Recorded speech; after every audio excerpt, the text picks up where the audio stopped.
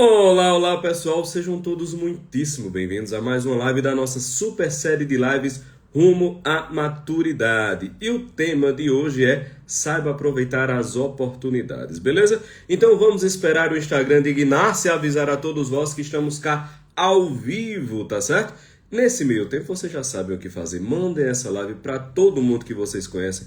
Mandem no direct, nos grupos de WhatsApp. Se você estiver vendo essa live aí no YouTube daqui a 1 ano, 2, 3, 5 anos, não importa. Dê aí o seu joinha, o seu comentário. Mande o link para todo mundo que você conhecer. Vamos espalhar, beleza? E vamos esperar o Instagram, como eu disse, avisar aí que estamos ao vivo. A má vontade do Instagram esses dias está um negócio impressionante, parece que ele foi chifrado, está querendo descontar sua frustração em todo mundo, porque o bicho tá segurando a entrega com força, viu? Nesse meio tempo, vamos esperar as caravanas, né, aparecerem aí, vamos aproveitar a má vontade do Instagram para conversar aqui, né? Esperar as caravanas se aproximarem e ainda é factível, Ana Raquel, mandar o comentário para a gente fixar aqui o tema da live, tá certo? Vamos fixar aqui. Tire o máximo proveito das coisas. Tire o máximo proveito das coisas, tá certo? Então, vamos começar sem mais delongas. Alexandre Sampaio, lá de Quixadá, Joinville, Santa Catarina. Pessoal de Brasília. O cara que mora em Brasília, ele já ganha assim, uns 200 anos de purgatório de graça. Ele já, metade dos pecados dele já estão perdoados só pelo fato de ele morar em Brasília. O pessoal de Goiânia, de Aparecida, na minha querida Paraíba, tá certo? Então, vamos lá. Omcam, dizendo, tá melhor, Pedro? Tô com essa voz de... Eita, eu ia dizer um negócio que ia ser derrubado, mas enfim. Tô meio fanhoso, mas nada que atrapalhe tanto, não. Vamos embora, dá pra fazer, né? Dá pra fazer. Então, vamos lá.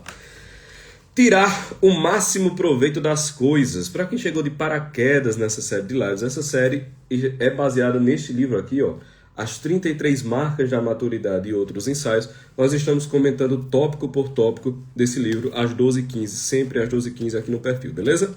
E à noite tem reprise lá no YouTube. Então 12h15 aqui e à noite lá no YouTube às 8 horas, salvo engano. Não sei se é 8 ou se é 8h30. Ana, por gentileza, minha querida Ana Raquel, diga aí se é 8 ou 8h30 a reprise no YouTube, por favor. Então vamos lá. O tema de hoje é tirar o máximo proveito das coisas. Eu gosto muito de uma frase de Machado de Assis, que ele diz assim, que a arte suprema da vida consiste em retirar o maior bem do maior mal. Nada mais é do que uma verdade universal.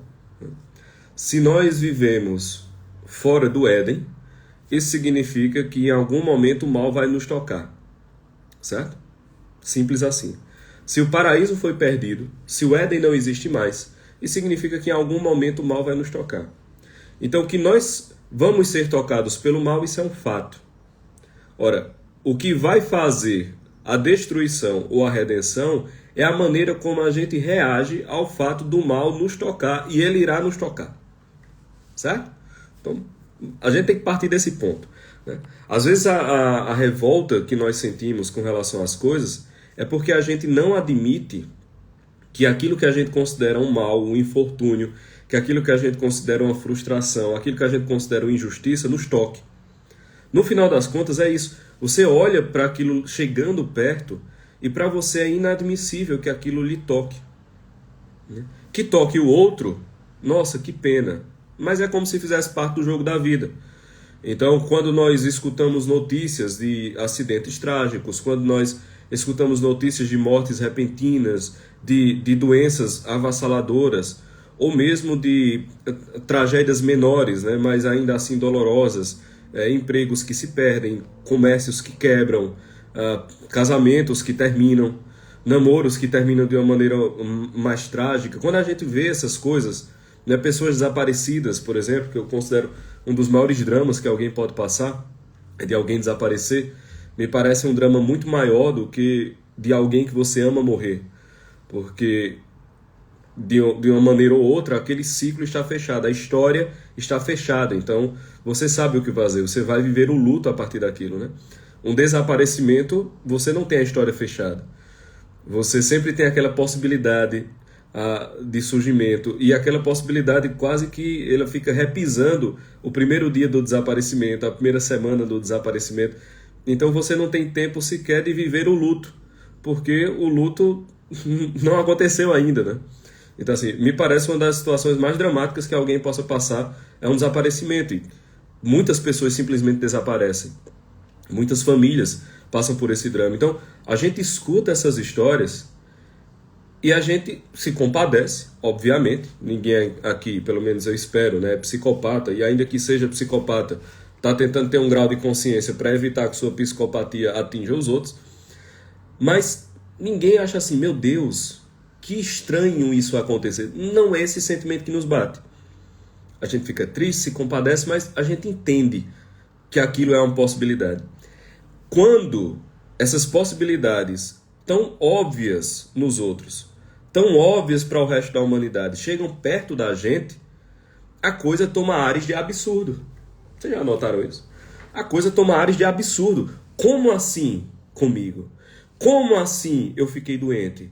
Como assim aquele ente querido me foi tomado de uma forma trágica, de uma forma injusta? Como assim eu estou passando por esse drama? Como assim eu não dei certo no emprego? Como assim eu não passei no concurso? Como assim eu estou enfrentando traições? Eu estou enfrentando desmandos, malfeitos nos meus relacionamentos? Como assim eu fui traído naquela amizade? Como assim eu fui traído no trabalho?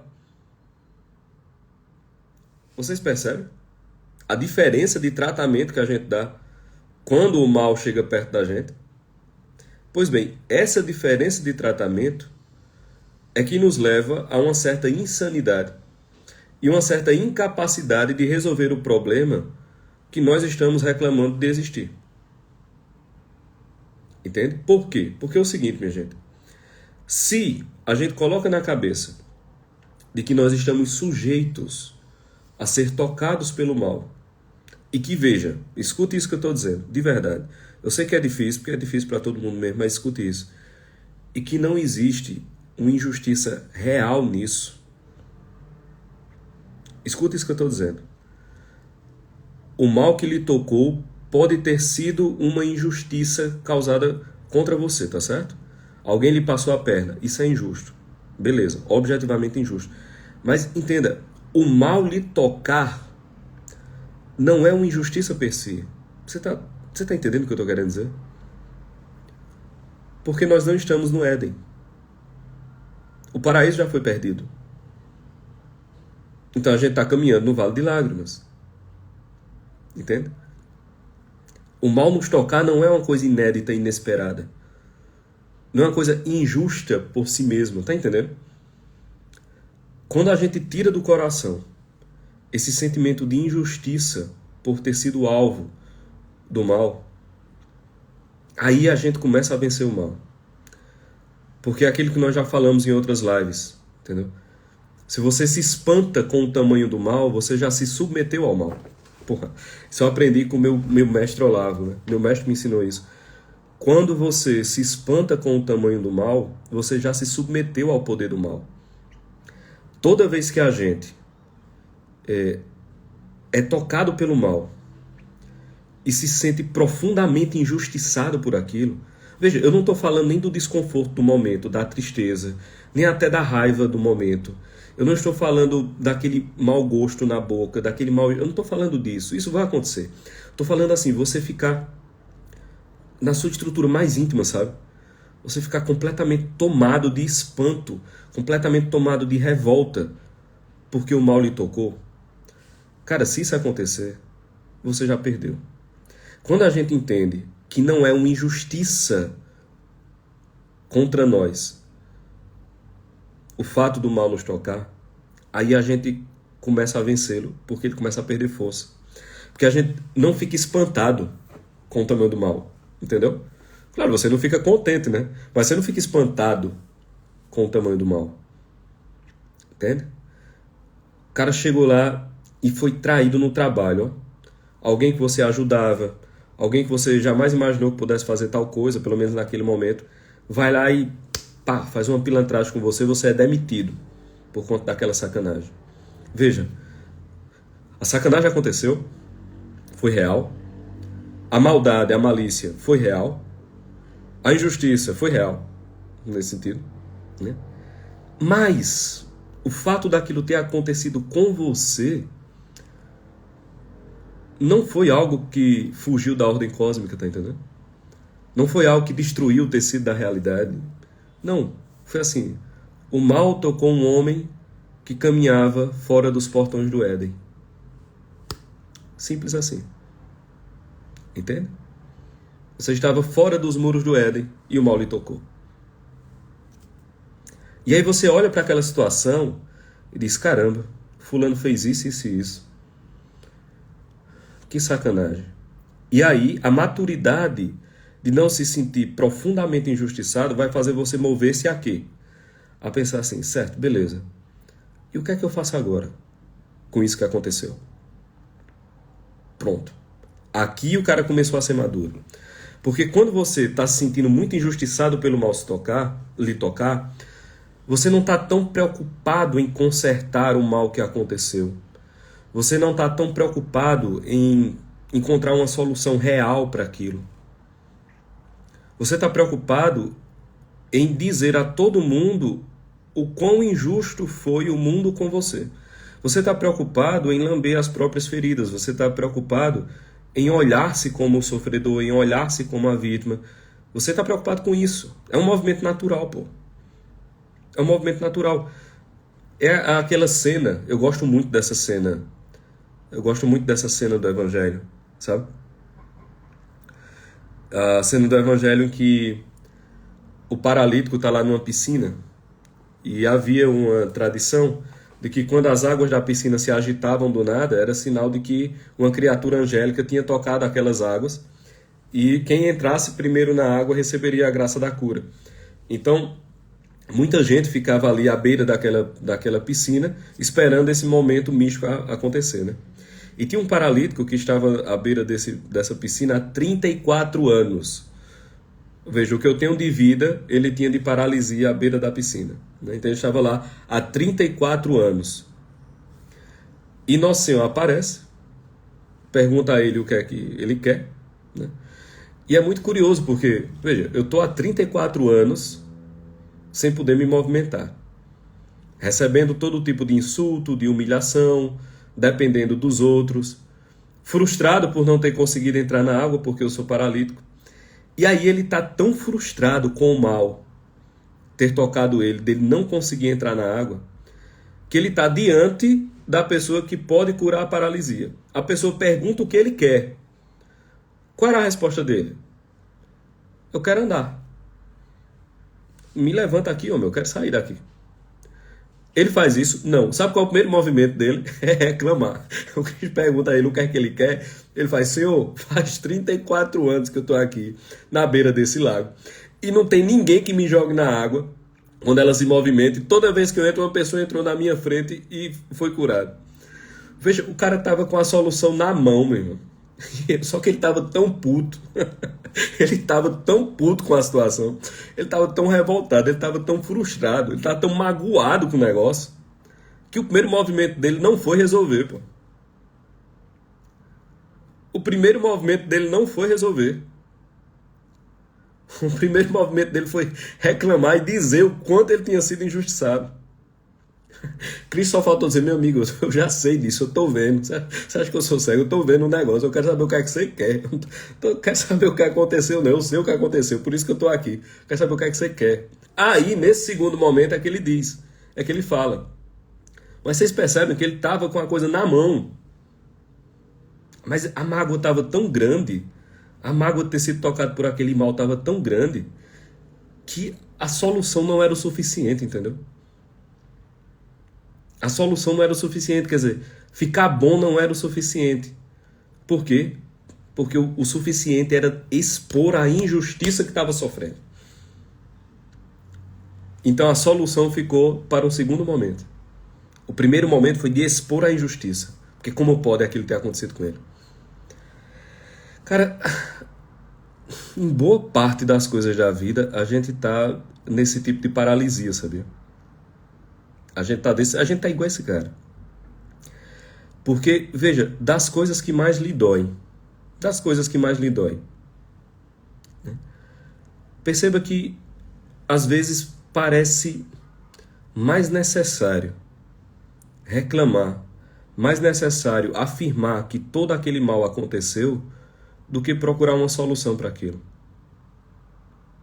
Veja, raramente quem está empenhado em procurar uma solução para os males que está passando tem tempo para ficar descrevendo em detalhes várias vezes o mal que está acontecendo.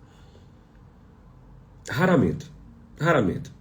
Talvez num ou no outro caso, com uma pessoa mais íntima que pergunta, a pessoa se abre um pouco. Mas raramente. Raramente. Geralmente a gente está preocupadíssimo em deixar claro como é injusto o mal ter nos tocado. A gente não está preocupado em resolver o problema. A gente diz que está. Porque é até um desejo mesmo, o cara quer resolver, mas... Veja, para resolver o problema, você vai ter que abandonar a sensação de injustiça. Assim, não dá para carregar as duas sacolas, entendeu? Não dá para carregar as duas sacolas. O cara vai ter que abandonar um. E via de regra, a gente abandona a solução. A gente não abandona a reclamação. Entende? Via de regra, a gente abandona a solução. Então, assim, não dá para caminhar com essas duas mochilas, entendeu? Vai ter que abandonar uma das duas. Caminhar com as duas simplesmente não vai dar. Só que o ponto doloroso é o seguinte: para você fazer isso, você não pode achar-se muito especial. Aí aqui pega, bicho, aqui pega, porque é o seguinte, olha o mecanismo, olha o mecanismo psicológico. O cara se acha muito especial e por isso, quando o mal lhe toca, é inadmissível. E aí o ciclo que eu falei... Vocês estão me vendo? Deu uma travadinha aqui. Então, quando você não se acha muito especial, você consegue ficar sem focar muito na injustiça padecida, entendeu? Que afinal de contas você não é tão especial assim. Acontece com todo mundo, acontece com você também. Não tem nada de especial acontecendo, não tem nada de inédito acontecendo. É só uma coisa que aconteceu comigo, como acontece com todo mundo. Cara, quando você chega nesse ponto, aí as coisas começam a se resolver.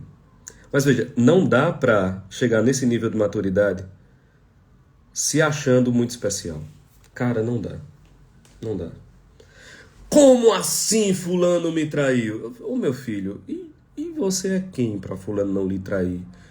Me diga, eu sei, não foi correto. Eu não tô dizendo que fulano é um anjo não, mas assim, tem calma, velho. Tá entendendo? Tem calma. Não tá acontecendo nada demais. As pessoas são fracas. As pessoas traem. As pessoas até dão motivo pra traição. Acontece, bicho. Acontece. É gente. É gente encontrando com gente, entendeu? Essas coisas acontecem. Então, não se sinta profundamente revoltado. Meu Deus, a pessoa que eu amava tanto, Deus levou. Foi, bicho, mas assim, todas as pessoas que já morreram, alguém as amou profundamente. Você já parou para pensar nisso? As pessoas que morreram em algum momento foram amadas por alguém. Todas elas. Inclusive essa. Inclusive essa que você amava profundamente. Veja, existe uma dor muito profunda nisso, é muito difícil. Eu sei, não estou zombando ou diminuindo. Mas você percebe que não há uma injustiça propriamente? Mas Pedro, ela foi morta brutalmente num assassinato cruel. Eu sei. O assassinato foi cruel. Foi injusto. Foi bárbaro. A vida dela foi ceifada de uma maneira que a de ninguém deveria nesse sentido, né? Mas, cara, isso já aconteceu várias vezes. Lembre-se, estamos do lado de fora do Éden. Isso já aconteceu várias vezes. Tá entendendo? Assim, Abel era muitíssimo amado. Perceba que Abel era muitíssimo amado por seus pais. Foi assassinado pelo seu próprio irmão, que também era amado pelos seus pais. Imagine como foi para os pais perderem dois filhos. porque perdeu 2 filhos, né? Você entende isso que eu estou dizendo? É duro, é ruim, é amargo. Talvez a pessoa vai levar anos para se recuperar, se conseguir se recuperar totalmente. Mas não é propriamente injusto. Entende? O ato pode ter sido, mas o mal lhe tocar não é propriamente injusto. E isso daqui é um ponto que eu queria deixar claro, né? Eu até ia falar de outra coisa, mas comecei a falar aqui e percebi que era necessário tratar desse assunto. Entendeu? É um negócio impressionante, assim, porque é muito difícil. Todos os nossos instintos nos movem na contramão desse negócio. E aí a gente olha, às vezes, para um mártir, né? Para um indivíduo sendo torturado por conta da fé, para um indivíduo sendo brutalmente assassinado por conta da fé, e você vê aquelas pessoas felizes e rezando pelos seus algozes. Meu Deus, esse cara tá louco. Esse cara tá louco. Como é que ele tá achando essa situação normal? Como é que ele não tá revoltado com isso que ele tá padecendo? Como é que ele tá agradecido por isso que tá acontecendo com ele? Porra, é porque ele é maduro, bicho. Entendeu?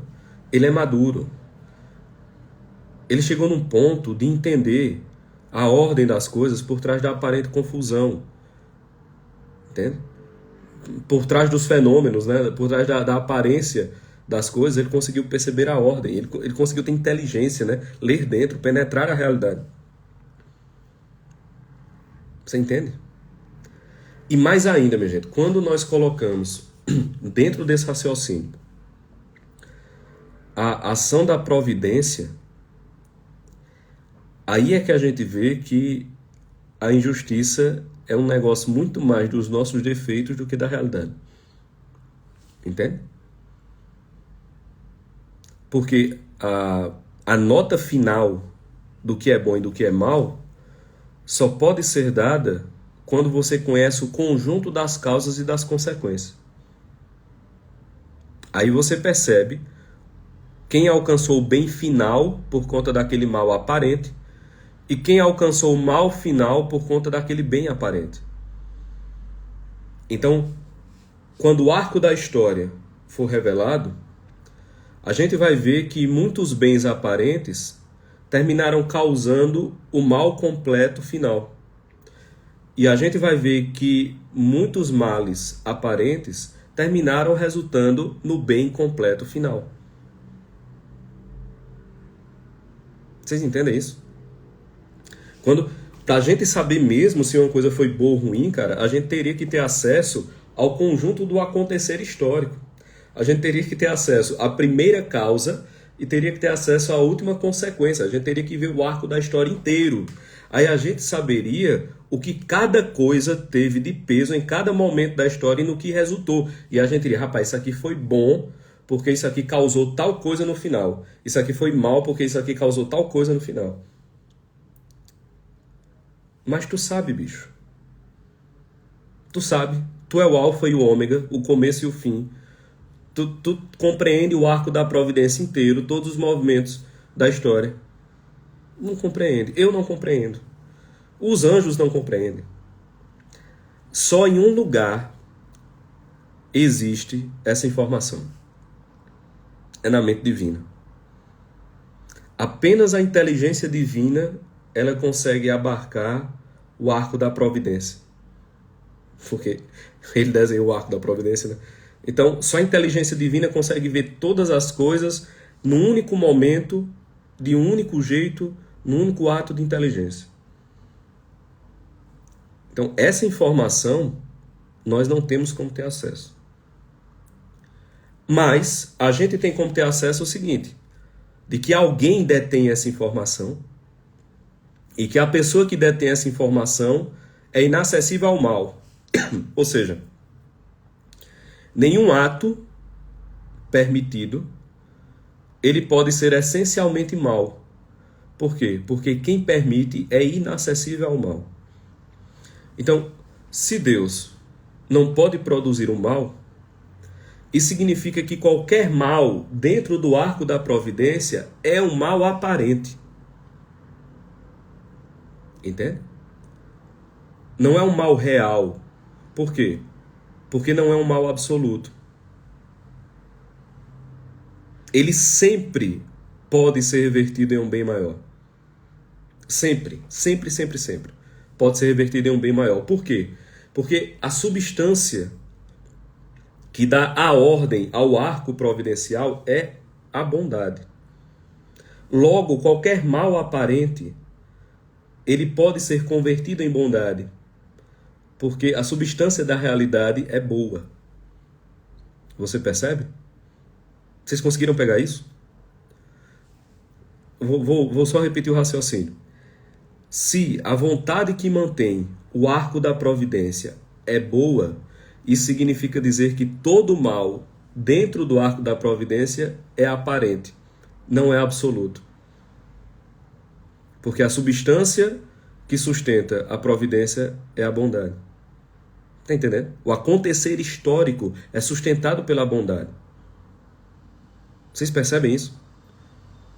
O acontecer histórico é sustentado pela bondade. Então todo mal, por definição, é aparente.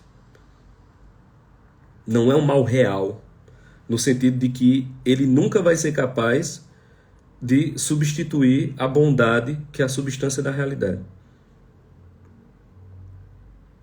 Você está entendendo isso?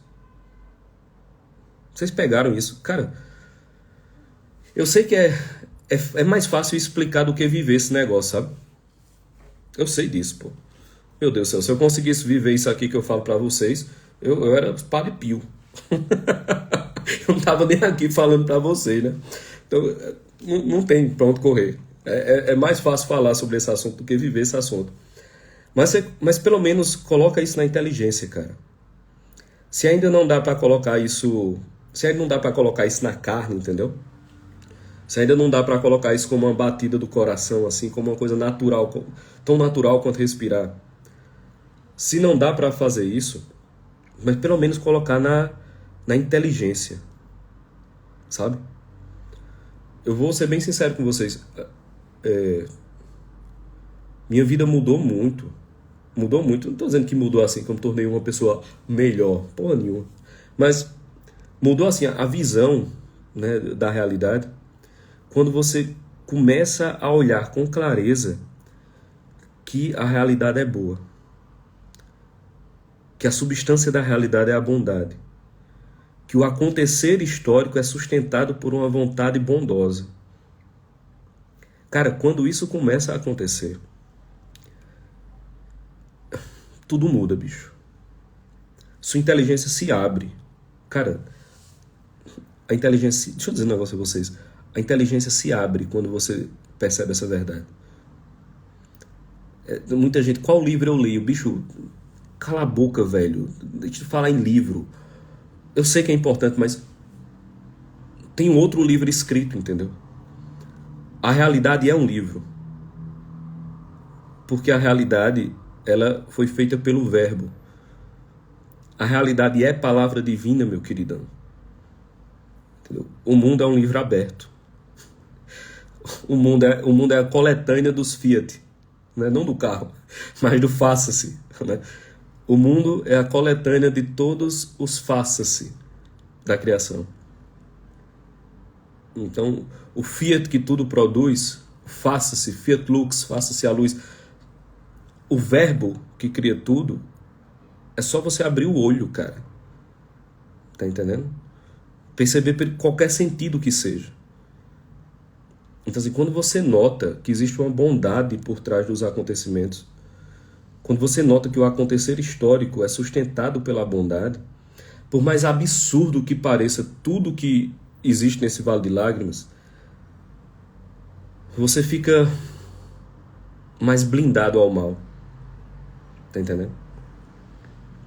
Você fica mais blindado ao mal. A verdade é essa. É como se o mal fosse perdendo força. É como se o mal fosse perdendo força, porque ele vai perdendo mesmo. A verdade é essa.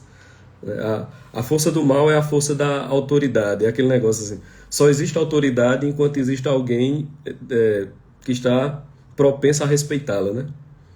Então só existe autoridade porque existe alguém que está ali para fazer a vontade da autoridade. No dia que todo mundo disser assim, eu não vou mais respeitar uma ordem judicial. Pronto. Se todos os policiais, se todos os cidadãos disserem assim, essa ordem judicial eu não vou respeitar.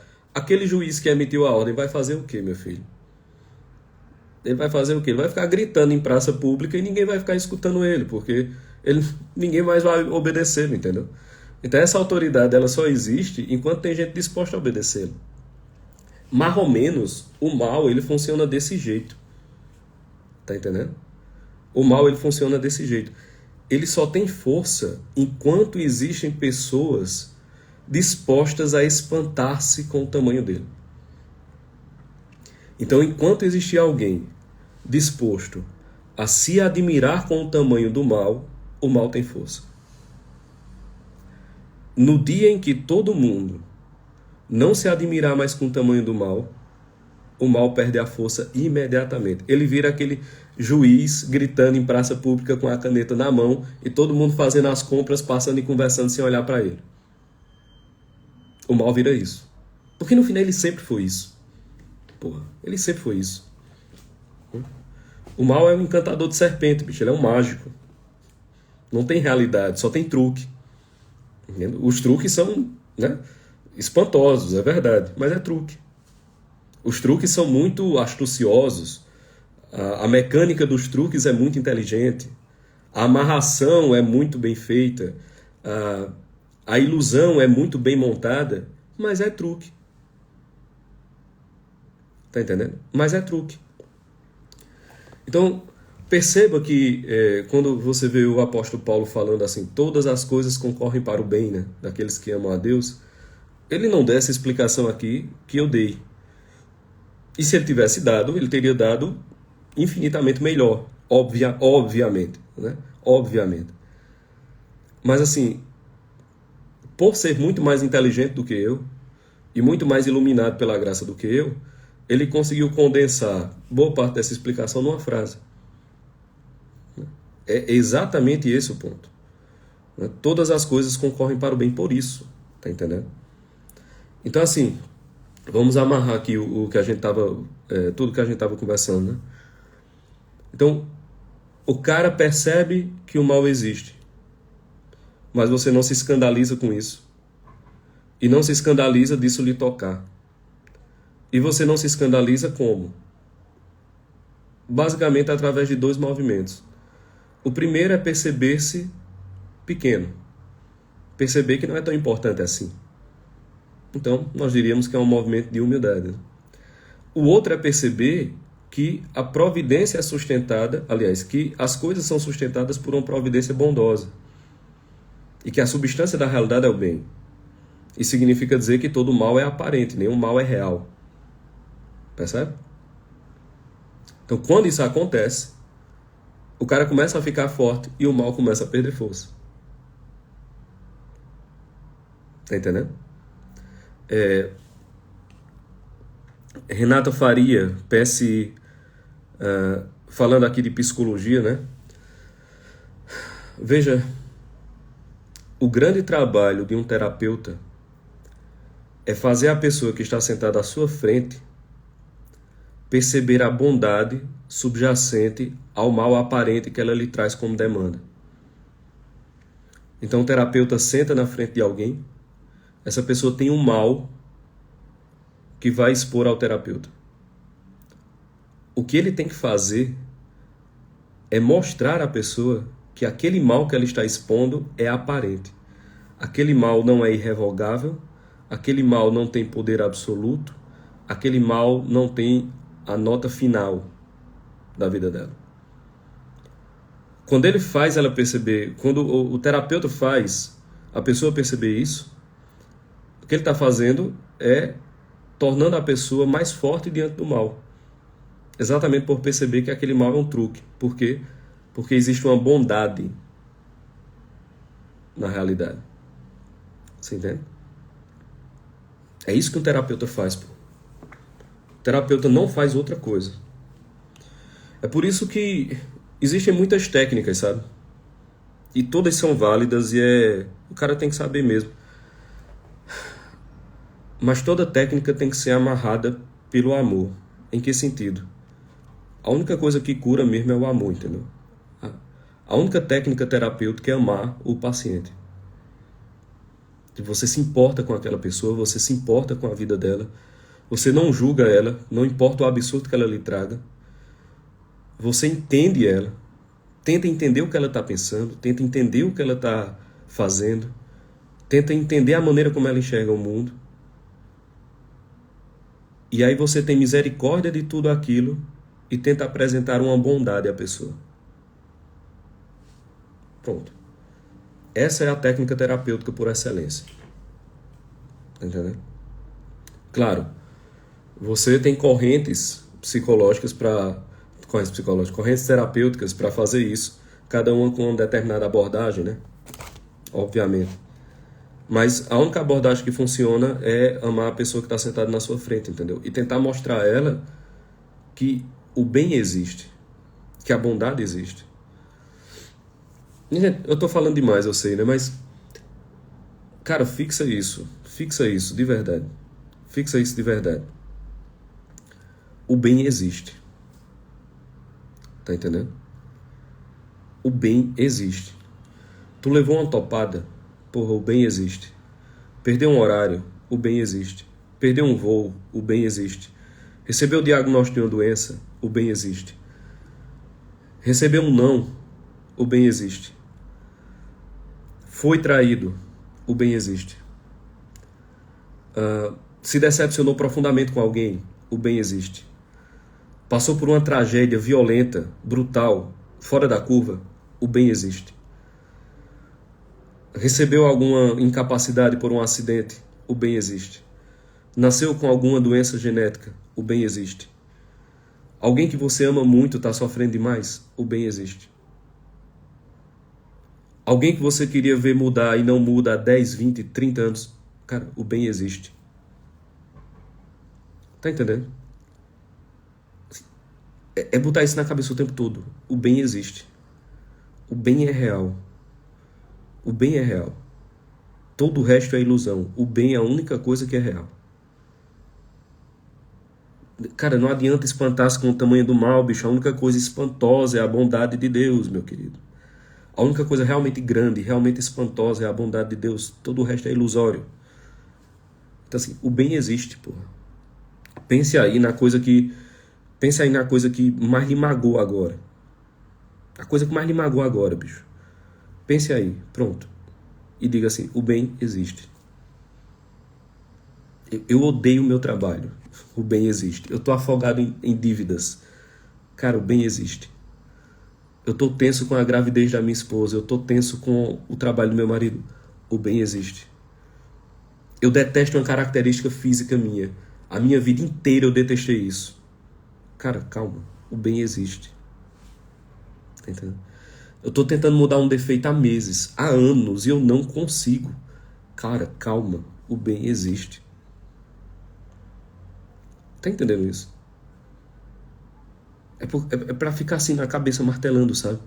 O tempo todo, o tempo todo, o tempo todo. O bem existe.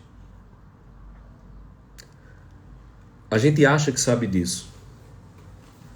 Veja, a gente acha que sabe disso. Mas a gente não sabe disso. A gente acha que sabe, mas a gente não sabe. A gente não sabe disso. Tanto que a gente tem que ficar se repetindo o tempo todo. Tá entendendo? E veja, esse pensamento não vai gerar uma letargia. Não vai gerar uma letargia. Não vai gerar uma... Como é que eu vou dizer? Uma paralisia diante das coisas. Pelo contrário, vai nos forçar a agir. Entende? Hugo Posidônio dizendo o subconsciente. Não, Hugo, não, cara. Eu entendi o que você quis dizer. Eu entendi a razão que você quis dizer. Mas não é isso. Não é de subconsciente. Pelo contrário. É de uma consciência tão cristalina que ela se torna a base a partir da qual você vê o mundo. Veja, é uma consciência tão clara que ela se torna a base do seu modo de existir. Então não é que você se move acreditando que o bem existe, porque isso está como que decantado no fundo da sua consciência, quase como um movimento imperceptível. É exatamente o oposto. Foi um movimento tão claro, tão nítido, tão cristalino, tão consciente, que ele tomou a sua forma inteira de enxergar a vida. Então, se você expande isso até o limite da sua consciência, e tudo que você faz, conscientemente, passa por esse lugar que você expandiu. Entende? É isso. Não é que vira um movimento mecânico involuntário. Pelo contrário. É que é um movimento de consciência tão profunda, voluntária, tão profunda, mas tão profunda, tão consciente,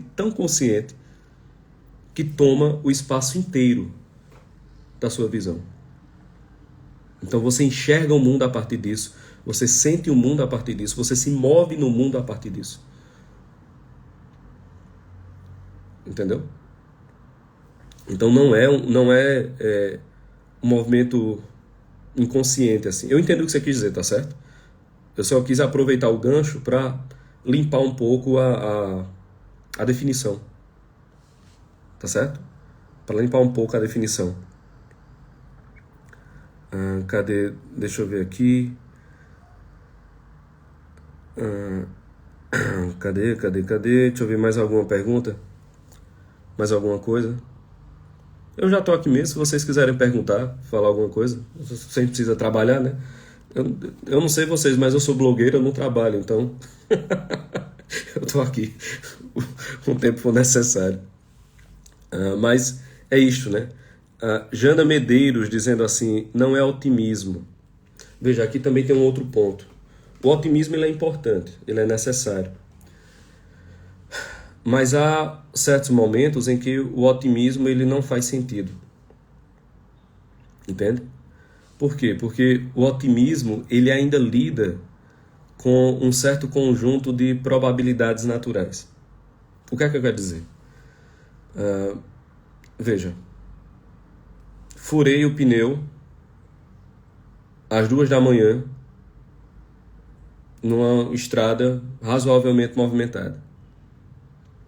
Faz algum sentido que eu seja otimista e diga, não, alguém vai passar aqui nessa estrada e eu posso pedir ajuda, enfim, posso me safar daqui.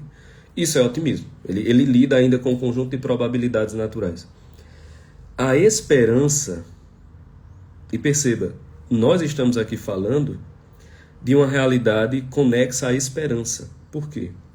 Porque a esperança é esperar o bem quando todo o mal aparente diz que o bem não existe.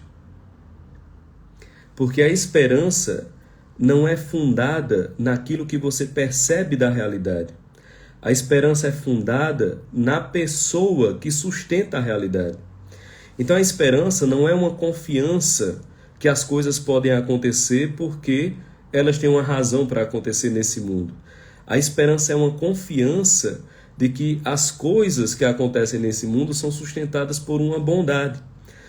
Então a esperança está fundada na confiança em alguém, não no otimismo que algo aconteça. Você percebe a diferença? Então chega a certos momentos na vida que o otimismo realmente não faz sentido. Nesse momento é que a esperança faz sentido. Aí é onde a esperança entra em jogo. Porque a esperança é essa confiança na bondade que tece o acontecimento histórico. E não baseada nas probabilidades do acontecimento histórico. Tá entendendo? Então não é otimismo. Foi bom você mencionar. Eu não estou falando aqui de otimismo. É outra coisa. É um negócio mais profundo do que o otimismo. O que não quer dizer que o otimismo seja mal, né? Claro, ninguém está afirmando isso. Mas existe um grau superior ao otimismo. Entendeu? É basicamente isto. Bem, pessoal, já estamos em 45 minutos. Minha Nossa Senhora, como eu falei, vocês aguentam, fala, né? Porque, pelo amor de Deus, 45 minutos na hora do almoço. Mas, enfim, é isto. Eu terminei nem falando o tema da live. Olha que maravilha, né? Anunciei a live com o tema e não falei sobre ela. Que coisa boa, né? Isso é que é um orador. Que orador perfeito. Mas, pessoal, eu espero que tenha funcionado, tá certo? Espero que uma parte do recado tenha sido dada. E é isso, vocês já sabem o que fazer, né? Aquele velho print, falem no vídeo, comentem, mandem para as pessoas, enfim. Vamos espalhar, beleza? Natália, minha jovem Natália, cheiro grande pra tu, mulher. Tô em Brasília agora em outubro, de novo, vou pisar por aí, vixe? Pois pronto. Pois um cheiro grande para todos vós, fiquem com Deus e até amanhã, beleza? 12h15, você já sabe. Valeu, abração.